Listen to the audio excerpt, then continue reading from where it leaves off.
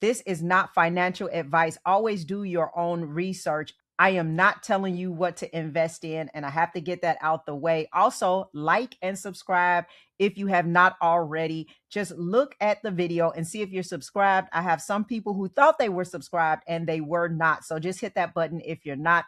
Also, drop in the comment right now before we get into this. Do you think most Americans understand how far ahead Japan is in this space? Let me know how you're looking at this. Now, let's get into it. So, there was a conference in Tokyo on April the 7th, and it was called XRP Tokyo 2026. And I want to be clear about what kind of event this was because this helps you to understand the data and what it means. So, this was not a crypto conference where people get on a stage and talk about what could happen someday. The people in that room were from actual financial institutions and banks with compliance departments, with regulatory obligations, with legal teams that sign off on everything that gets presented publicly. And I need to say that so you can understand the context of this.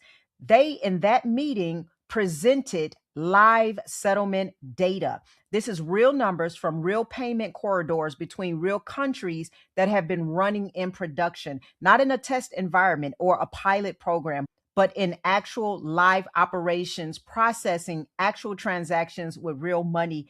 And the numbers were this: cross-border payments settling 60% cheaper than Swift and completing in under 4 seconds. Now, I know those numbers get thrown around a lot in this space, so let me give you some full understanding of why this matters. Swift has been the backbone of international banking for over 5 decades. When a business in Japan needs to send money to a supplier in the Philippines, it goes through Swift. So there's multiple correspondent banks that touch that transaction along the way. Each one adds time, each one adds cost. The whole process can take anywhere from 1 business day to 5, depending on the corridor and the institutions involved.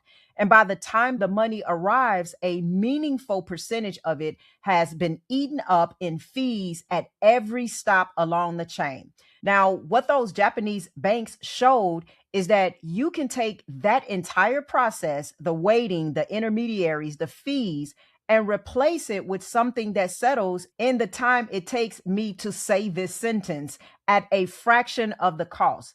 SBI Holdings has been doing this since 2021. So this isn't something new.